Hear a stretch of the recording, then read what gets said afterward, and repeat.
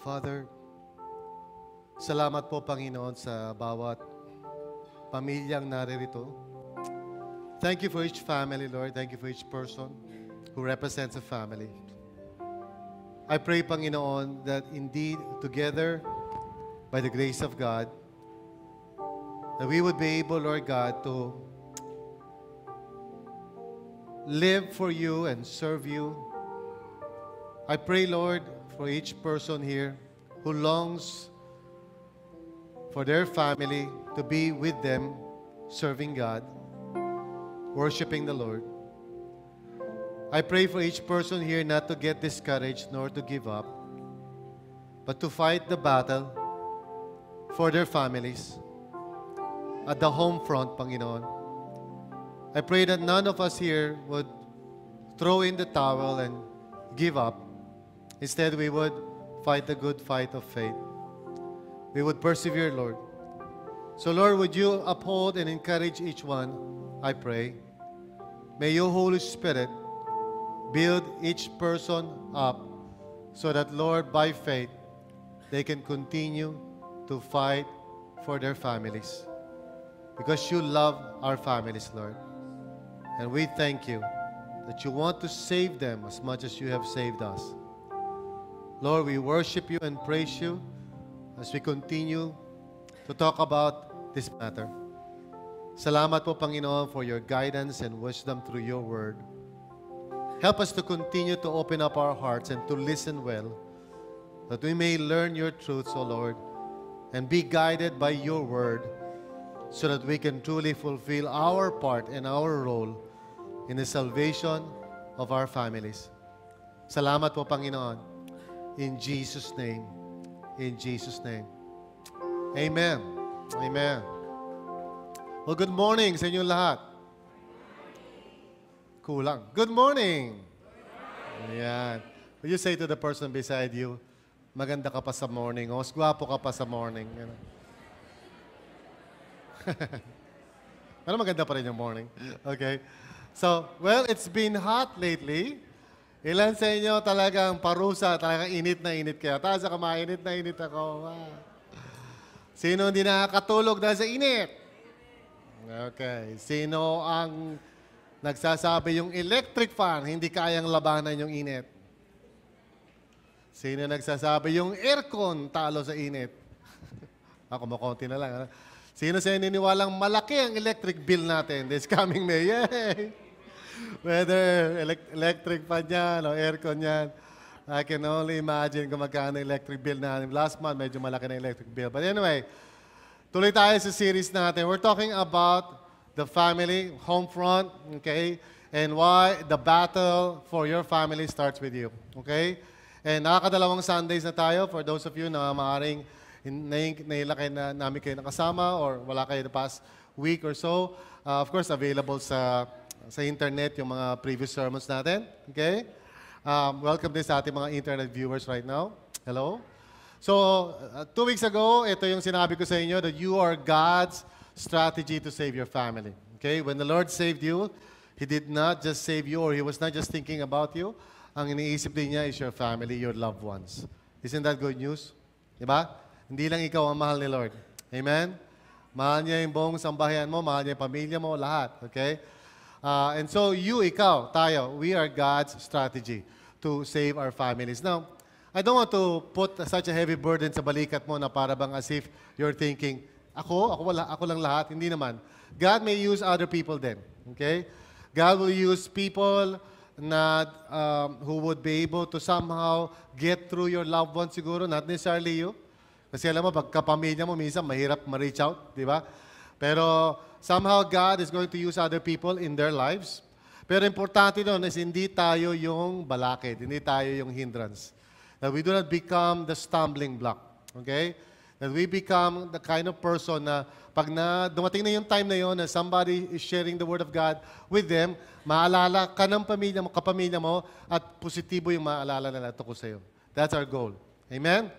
Now, because of that, sinabi ko last week that our credibility, your credibility, can influence your family. Ano ba yung credibility? Di ba? You walk the talk. Kung ano yung sinasabi mo, yung ka. Alright? what you profess to believe is exactly how you live.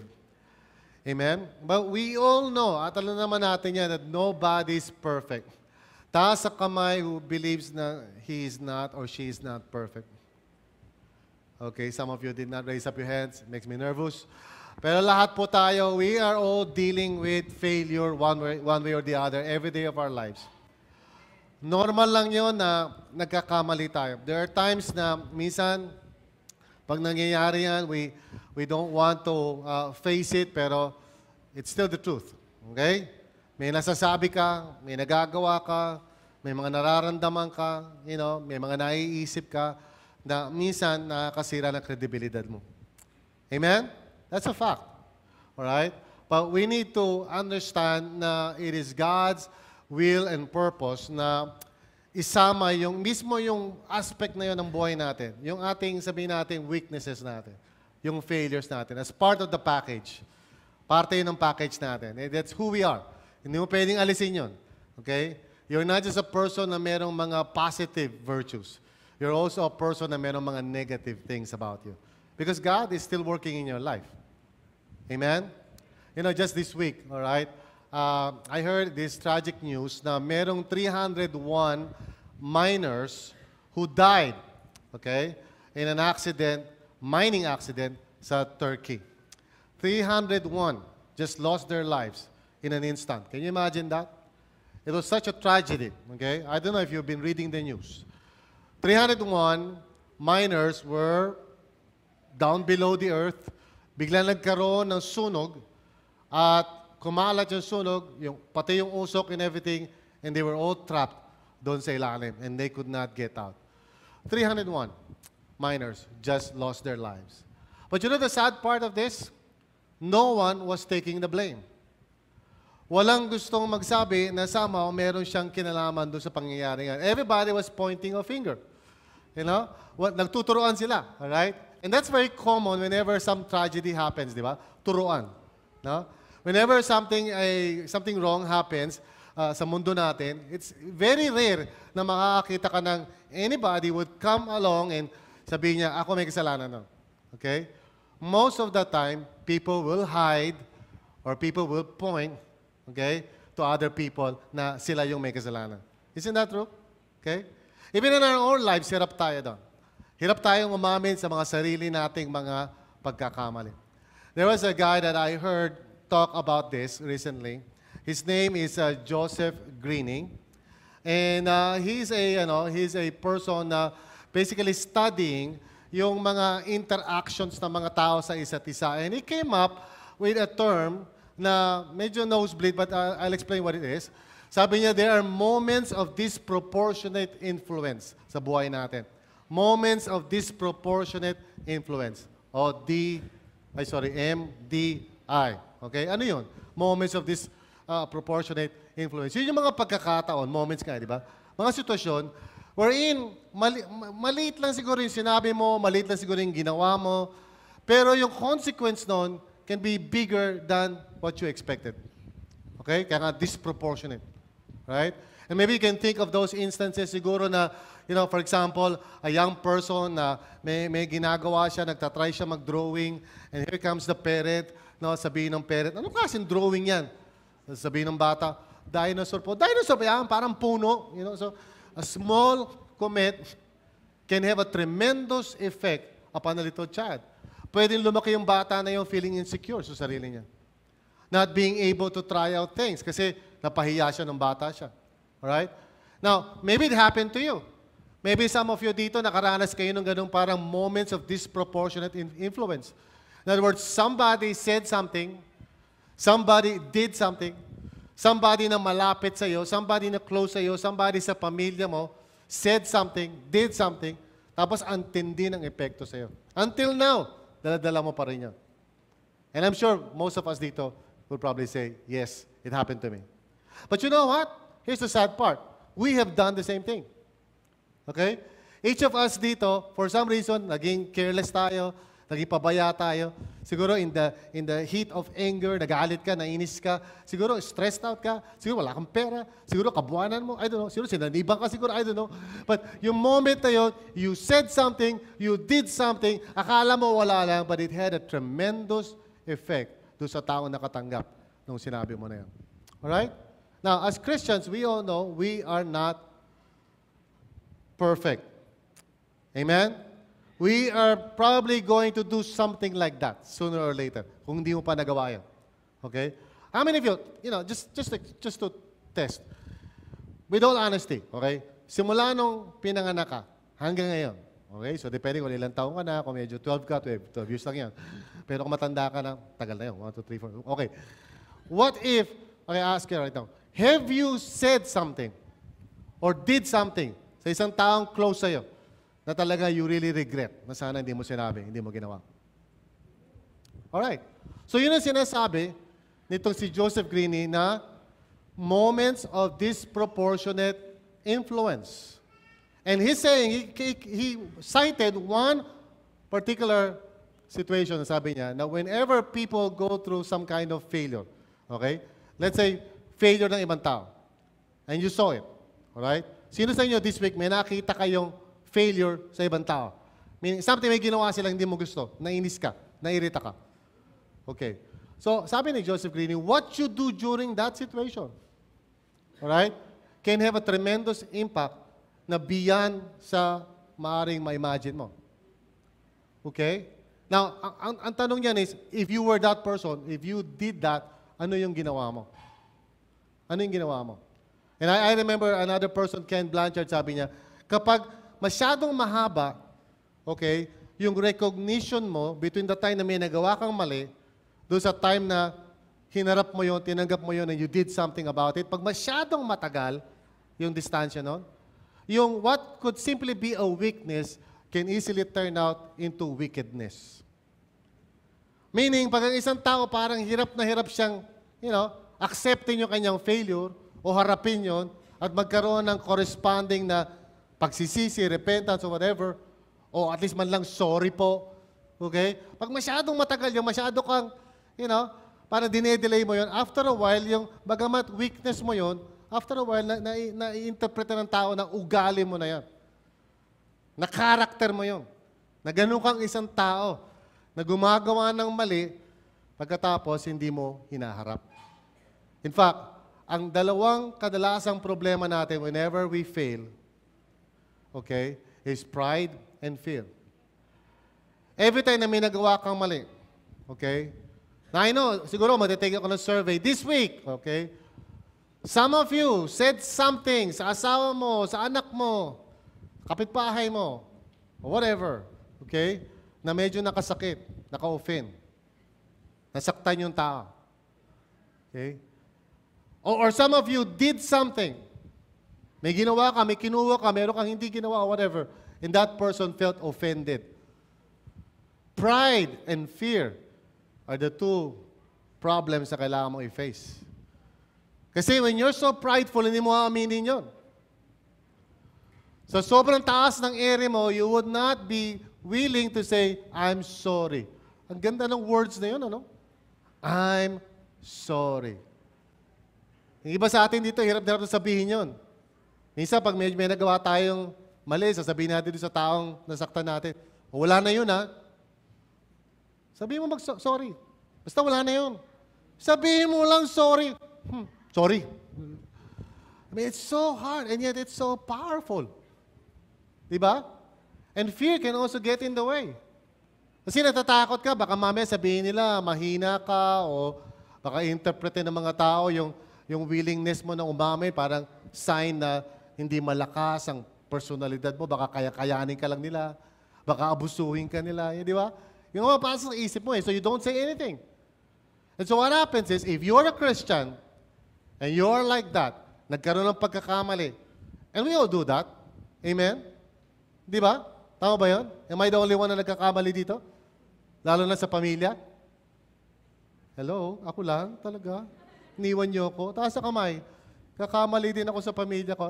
And that's the worst situation, di ba? Kasi pamilya mo na yun eh. Kaya nga minsan, parang ang hirap mag-share, di ba? Isn't it true? Kasi pag share ka ng faith mo, nasa isip nila lahat ng mali mo. Kaya minsan ang hirap maka first baseman lang, di ba? Pag sinabi mo na, alam mo, mahal ka ng Panginoon, ba't mo sinulog yung sinaing? Ano kinalaman ng sinaing sa pagmamahal sa Panginoon, di ba? Minsan ka lang magluto, minsan ka lang magpakulo ng tubig, sunog pa. Huwag natin isali. Pero you cannot help it. Sinasali nila sa usapan yung mga pagkakamali mo in the past. Amen? And so the question is, what do you do with those things? Kasi mangyayari naman talaga yan We are going to do something, say something in the course of time na maaaring makasira ng ating credibility sa mata ng mga mahal natin sa buhay. It's inevitable. Amen? Pero sabi ni Joseph Greening ay, what do you do in that kind of situation? It can either have, alright, okay, itinatawag natin disproportionate influence. Ibig sabihin, if you handled it well, yung moment na naging obvious na hindi ka pa perfect. Diba? How many of you know what I'm talking about? Naging obvious na hindi ka perfect, no? Kasi para ka santo, di ba? A few moments, hallelujah, praise the Lord. Then the next moment, mukha kang demonyo, no? So, it appeared na hindi ka pala perfect. What you do during that situation can either have a tremendous impact sa pamilya mo, adding up to your credibility. Kahit na negative yun, it adds to your credibility. It really depends on how you respond. Kasi pag naging prideful ka, naging mayabang ka, o napuno ka ng takot and you don't want to face the ugly reality na hindi ka perfect, you would lose your credibility sa mata ng iyong pamilya. Amen? And years ago, okay, there was a man named Apostle Paul who had this kind of experience. Okay? Si Apostle Paul, as we all know, is an apostle who planted several churches. And one of the churches na pinlant niya was the church in Corinth. Okay? Pumunta siya doon. And he shared the gospel, he proclaimed the gospel, maraming tao na born again. But he had to leave kasi ang calling niya was to go to different places. And during the absence niya doon sa Corinth, may mga dumating na mga tao who systematically destroyed his reputation. Siniraan siya sa madaling salita. While he was absent sa Corinth, may pumuntang mga tao na nagmamagaling at basically sinabi nila na si Paul walang kwentang tao yan. So in other words, yung credibility niya was put into question. And especially, yung parang binibigyan diin nila yung mga kahinaan ni Paul. And so years later, nung nangyari nga ito, hindi pa siya makapunta sa Corinth, so he decided to write a letter. Okay? Yun yung 2 Corinthians. So alam niyo naman, kung yung 2 Corinthians, di merong first, di ba? Right? Amen? Oh, wow. Yeah. Inside. Okay, first, second. Okay. Anyway, actually, 4 yan. We have lost the other 2. Okay? 4 yung sinulat ni Paul. But I won't bore you with all the historical details. Ang meron tayo sa Bible natin, 2. Okay? First and second. Pero historically, actually, meron ng una na nawala, and then yung first natin, yun ang second. Tapos merong third na nawala, tapos merong fourth, which is tawag natin second. Okay, anyway. So, let's go. 2 Corinthians 12, alright? Parang, no, don't worry about it, okay? Don't worry. Alam ni Lord yung ginagawa niya. Amen? Okay? Sabi ni Lord, wag na yung dalawa. Itong dalawa lang, lagay natin sa Bible, okay? So, God's sovereignty yan. Let's go to the verse. Sabi niya, I must go on boasting. Sabi niya gano'n. Wow. Yabang ni Paul, ha? But actually, he's trying to respond. He's trying to respond to sa mga accusations sa kanya. There were people who were just putting him down, saying, wala kang kwenta, Paul. So si Paul, in order to parang tell them na mali yung kanilang basihan of what is, somebody na dapat itaas o somebody na kailangan ibaba, mali yung kanilang basis dyan. So he basically plays along with them. And he says, I must go on boasting, sabi niya. Although there is nothing to be gained. Alam niya na walang pupuntahan yun, but he's going to play along with them. Sabi niya, I will go on to visions and revelations from the Lord. Now, pagdating sa spiritual, yun na yung pinakasukdulan. Okay? Just like if your friend comes to you one day and say, nga pala, nakausap ko si Jesus kagabi. Gusto mo malaman kung ano pinag-usapan namin? Parang, whoa! Di ba? Sabi, sukdulan na yun, right? So, he's going to talk about visions and revelations from the Lord. So, everybody's ears are talagang, parang, talaga, tell us more. So, he says, I know a man in Christ. Oh, a man in Christ. Is it somebody else? Okay? I know a man in Christ who 14 years ago, tagal naman yan, 14 years ago, was caught up to the third heaven. Now, what is the third heaven? So tayo mga modern people, para Third heaven, what's that? Okay? So, yung mga Jews kasi, they believe na first heaven, which is yung sky, nakikita natin, clouds. Okay? They call that the first heaven. And then meron yung stars, which is the second heaven. Alright? And then yung meron tinatawag na heaven, which is the invisible throne of God. It is the very presence of God. Sometimes tawag ng mga Jews dyan, paradise. It is where God dwells. So, tirahan ni Lord. Okay? Amen? Sino pumunta ron? Wag muna. Okay, just wag muna. Makinig muna kayo. Okay. Don't go there yet. Okay. So I know a man in Christ who 14 years ago was caught up to the third heaven, and whether it was in the body or out of the body, I do not know. God knows. Now, you would notice sa tono niya when he was telling us this information, na parang almost parang hindi niya masyado binibigyan ng halaga. It was almost like saying, now, well, I know somebody, pumunta sa third heaven, ewan ko kung physical ba yon, actual ba talaga yun, nagpunta ba siya talaga doon, or nakita lang niya sa vision, I don't know, God knows. So parang kung ikaw yung nakikinig, parang, please, sabihin mo sa amin, talaga ba nagpunta siya? Ano nangyari? Nagkaroon ba siya ng trance? Ano nangyari sa kanya? Paano siya napunta roon? Alright? So we're all interested in all the details, but somehow, he doesn't make such a big fuss out of it, which is siguro nakaka-irritate sa Corinth, kasi sa Corinth, yung mga tao doon, gusto nila makwentuhan na ganyan. Di ba kayo rin?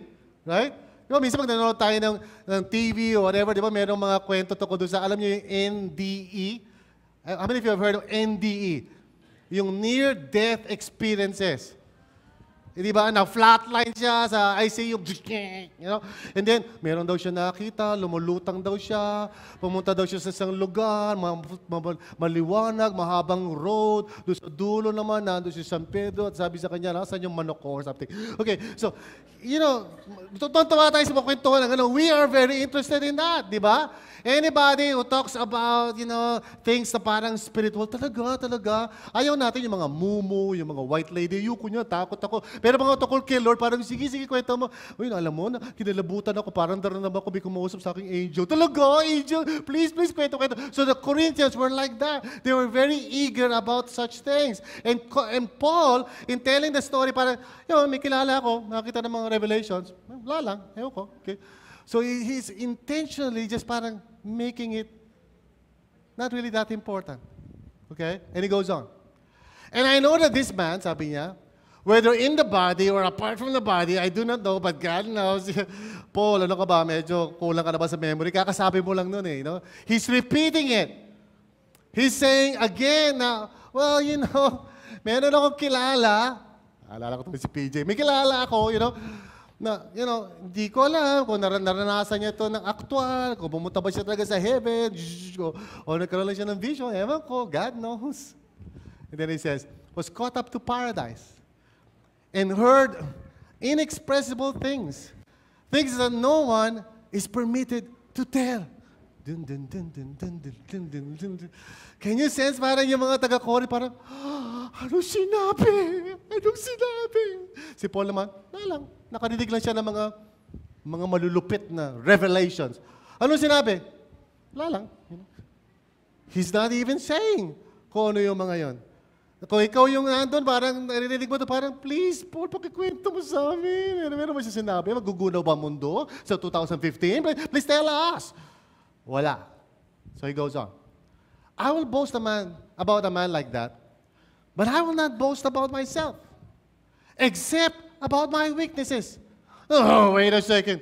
Why would you boast about your weaknesses? Anybody here would boast about your weaknesses? All right?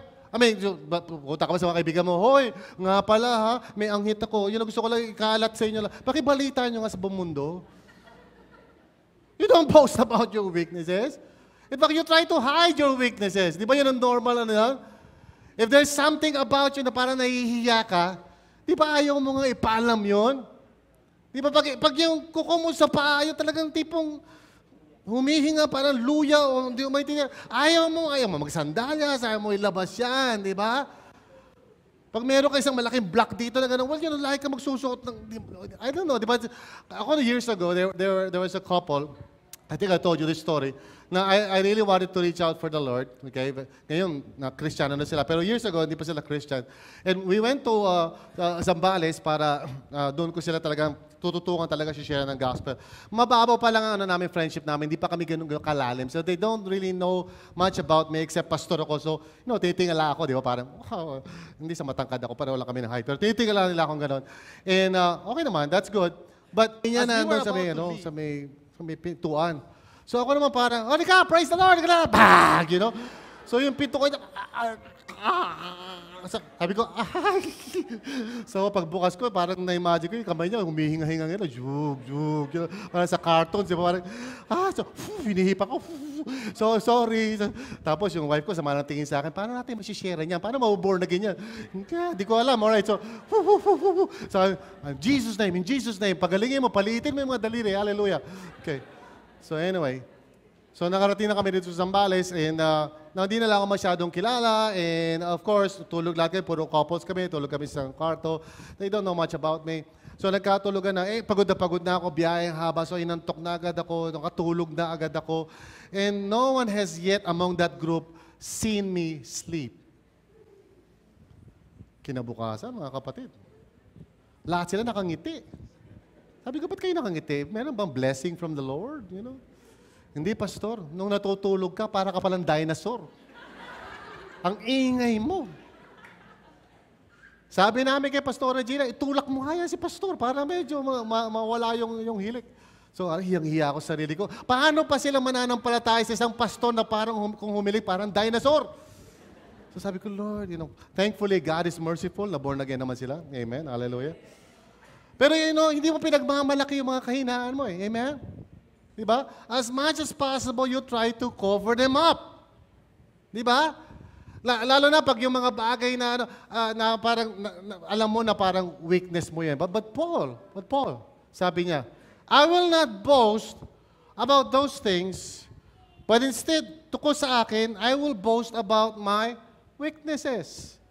So it begs the question, tanongin na, why in the world, ikaw, Paul, would you be so interested to even talk about your weaknesses, much less boast about it? Diba? That's so weird. So, sabi ni Paul, cambio siya ng konti. Even if I should choose to boast. Now, wait a second, Paul. What are you saying? Kasi kanina sabi niya, I know a man. Now, as we read verse 6, we discover that yung man na yon is him. Yung tao na sinasabi niya nakakita ng mga visions and revelations, nakarinig ng mga inexpressible revelations, is Paul. And he says, even if I should choose to boast, I would not be a fool because I would be speaking the truth. So in other words, sinaamin niya na ngayon, that what he was talking about earlier, yung there was a man, nakakita na gano'n, wala lang, hindi ko alam kung physical ba yun, o vision, malay ko, hindi ko alam, only God knows, siya pala yun. And then he goes on. But I refrain. So no one will think more of me than is warranted by what I do or say, or because of this surpassingly great revelations. It was Paul.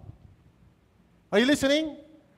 No. So kung gusto niya magkaroon siya ng kredibilidad doon sa Corinth, he could just easily say, kayo yayabang niyo sa Corinth alam niyo ba kung ano yung na-experience ko? Nakarating ako doon. At nakita ko yung paradise. Oh ha? He could have easily, ano yun? Saan ang galing? He could have easily brought that up. Di ba? Pag may nang-aapi sa'yo, ganun yun parang you bring up something para, di ba? Para itaas ang sarili mo, para huwag ka i-down, right? Pag mayroong isang taong inaapi ka tungkol sa education mo, sasabihin mo, well, I'm a graduate of the International Graduate School of Leadership. Gumraduate ako ng Master of Theology. At ngayon, I'm trying to finish my doctorate in ministry. Wala akong matamaan nun. But anyway, di ba yun ang tendency mo? To try to bring up yourself? Paul, amazingly, does not use that technique. Even though kayang-kaya niyang gawin. Instead, he goes on. Ito sabi niya.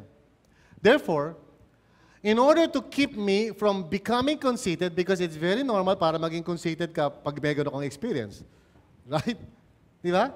Can you imagine, Cyril, di ba? Kinausap ka ni Jesus, parang, Cyril, halika. I-reveal ko sa iyo kung ano mangyayari sa lahat, kay Paul. I-reveal ko sa iyo. No? So, ikaw siguro parang, kinabukasan pag nakita mo si Paul, alam ko kung sino papangasawa mo. Isang kabayo. No, just kidding. Saan galing yun? Ewan ko.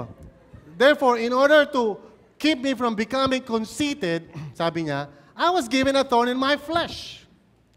And then it describes a messenger for Satan, of Satan, to torment me. Now, a lot of people, nagdedebate sila, ano ba yung, thorn in my flesh. In fact, some people, tingin nila doon, sakit. Okay? But in the Bible, in the Old Testament, and even in our lives, normal na natin expression pag sinabi nating thorn in the flesh, we're referring to a person na nakakairita sa atin. Diba? Like even, normal ngayon sa panahon natin, di ba? Pag ang isang tao nakakairita, sabihin natin, alam mo, parang tinik yan sa akin. Amen? Now, that's true even in the Old Testament. Yung mga Amorites, yung mga, mga Hittites, mga mosquito bites, yung mga kalaban ng Israel, sabi ni Lord, I want you to destroy them kasi they will become thorns in your flesh. Amen? So, a thorn in the flesh is somebody who for some reason, iba ang epekto sa'yo. Ito ang tawag ni Satan doon sa tao na yon, a messenger of Satan. Okay? Now, don't point anywhere right now. But listen, is there somebody sa life mo ngayon na, alam mo yon, pag ibang tao yung kausap mo, parang gaan-gaan ang loob mo. How many of you can know this? Di ba? Know this, right? Pag kausap mo ng tao ito, parang, wow, you're so at peace. Parang gusto mo magsama na lang kayo buong araw kasi ang sarap niya kausap. Di ba? And then, can you think of somebody? Don't point. Can you think of somebody na pag siya na yung nandyan, parang kumukulo na yung dugo mo, di ba? Parang nai-imagine mo na, tinatakpan mo siya ng unan, gano'n. Di ba?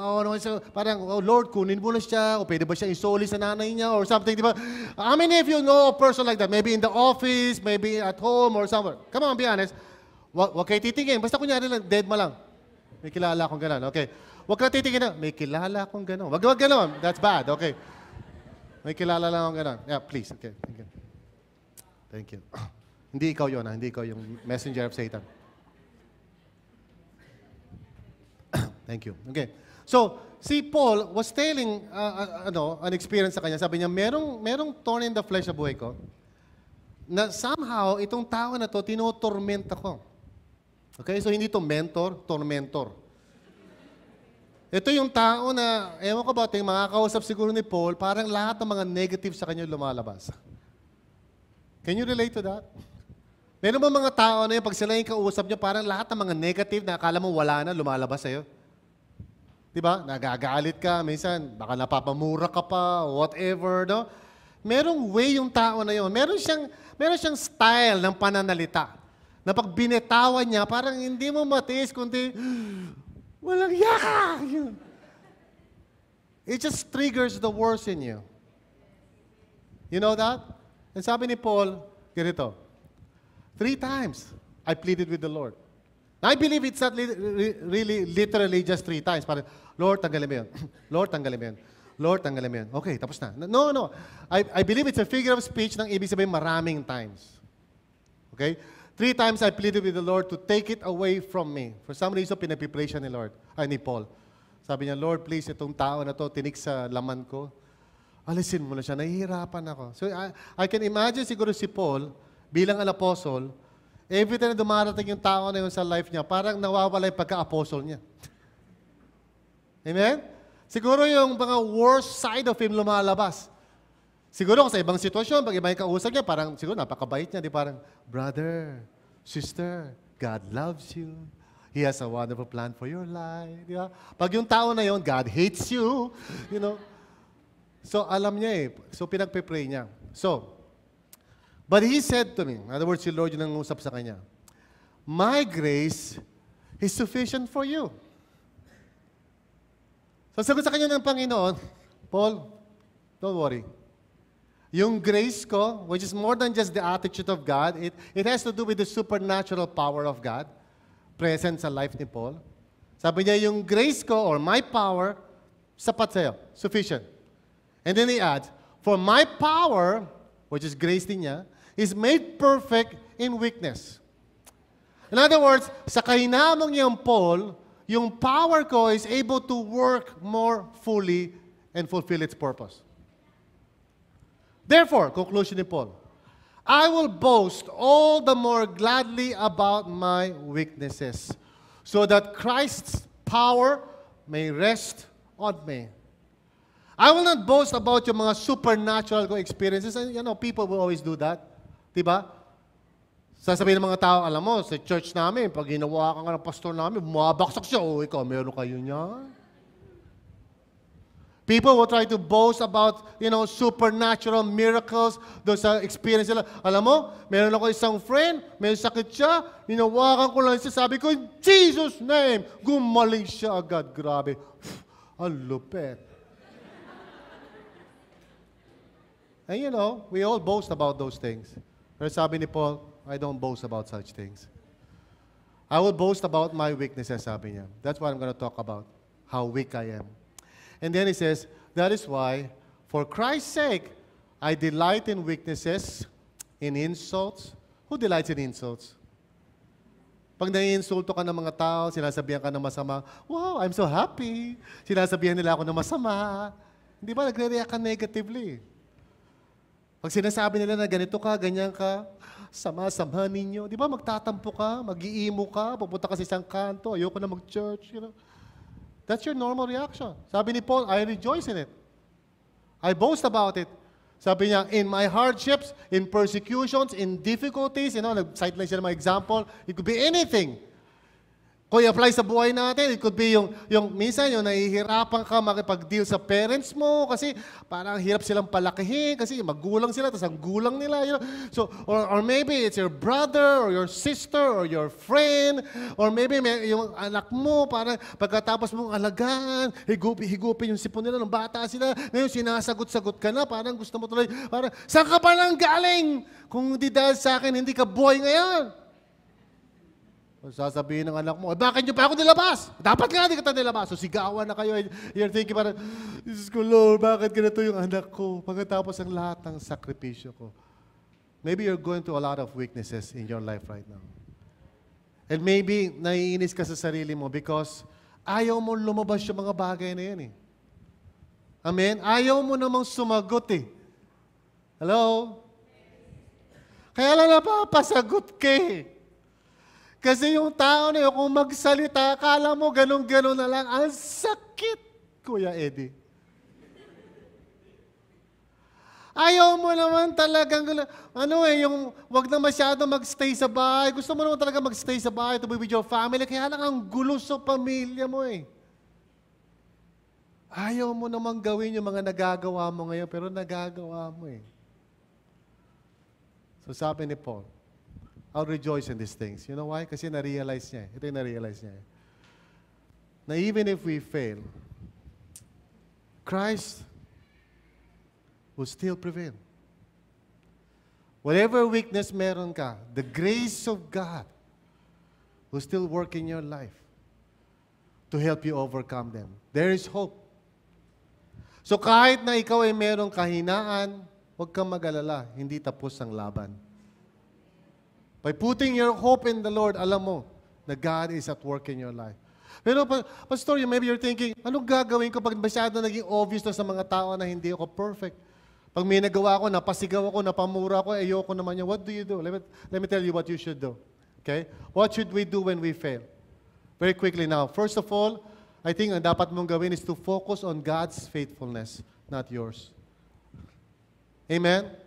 Stop focusing on your ability to be a good person. Can I tell you a bad news dito? If you focus lagi sa sarili mo, yung kapasidad mo to be a good person, you will always be frustrated kasi you will not always be a good person. Amen? Stop focusing sa sarili mo. Focus on God's faithfulness. What does it mean?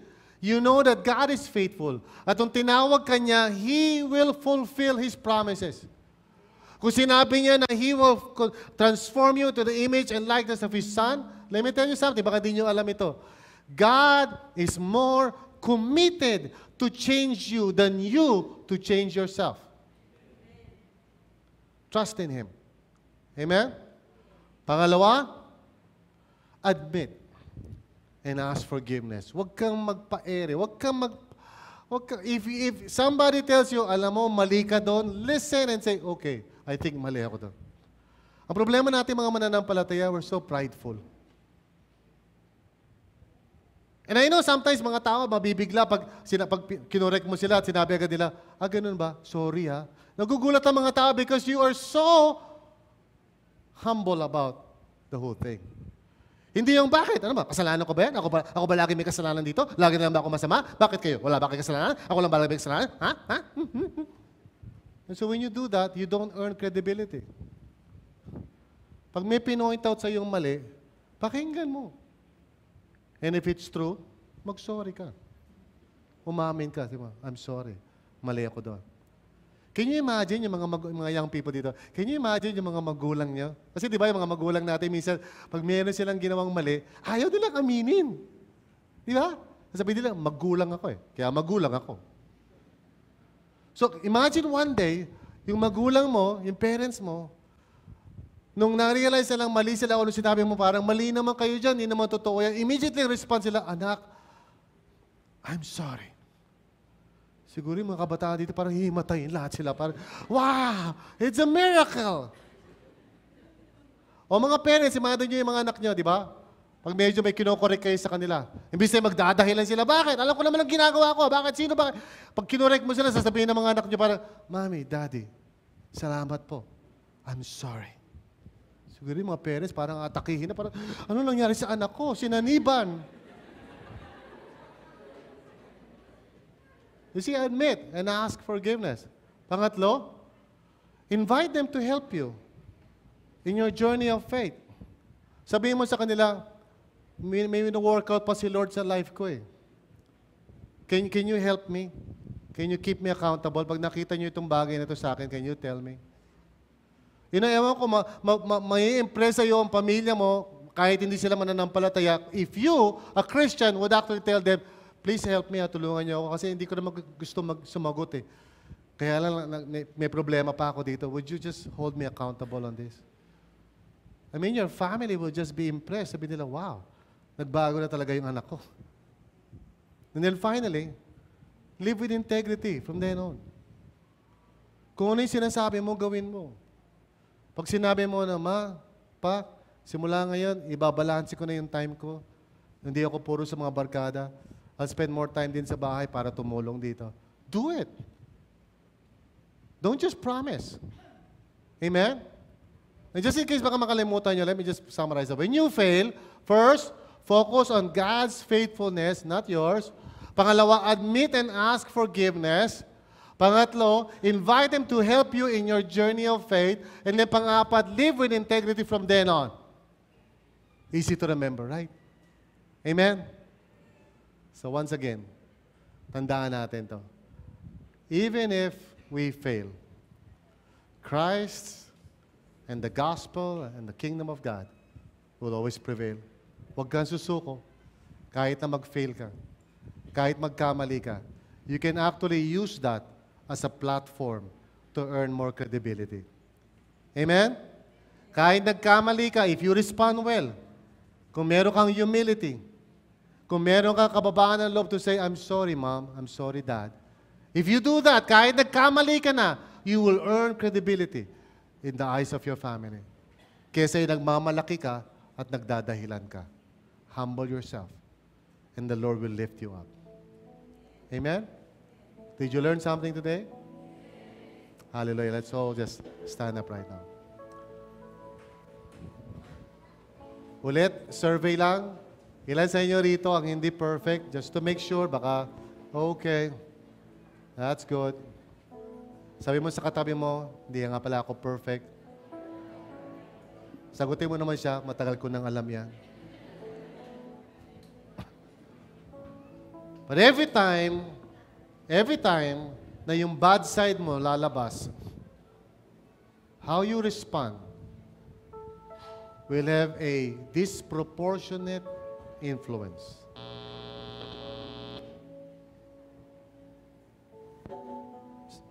Background music. Paano ka nagre-respond at the moment of weakness?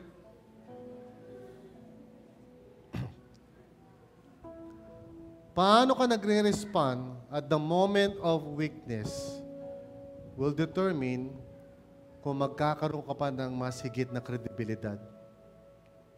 So next time or this week, pag may nagawa ka na namang mali, instead of being prideful, instead of nagmamalaki ka, unahan mo na agad yung pamilya mo at sabihin mo, I'm sorry. Hindi ako dapat nagtaas ng boses. Hindi ako dapat nagsalita ng masakit. Hindi ako dapat nagdabog. Hindi ako dapat nag-silent treatment. Hindi ako dapat, alam mo na, umalis. Hindi ako dapat nagdahilan. I'm sorry. Tulungan mo ako magbago. Pray for me. Because God is working in my life. If you do that, your credibility shoots up. Amen? Amen ba? Sasabihin mo sa katabi mo, uunahan ko na. Sorry ha. Pag may nakita kang palpak sa akin, ito na yung advance sorry ko. Okay. Amen? Advance sorry. But did you realize something today? Na kahit na yung mga negative natin, hindi hadlang. Amen? Praise the Lord. Praise the Lord. I want us to just worship the Lord right now. Give Him thanks for the revelation that He has given us. Hallelujah. Praise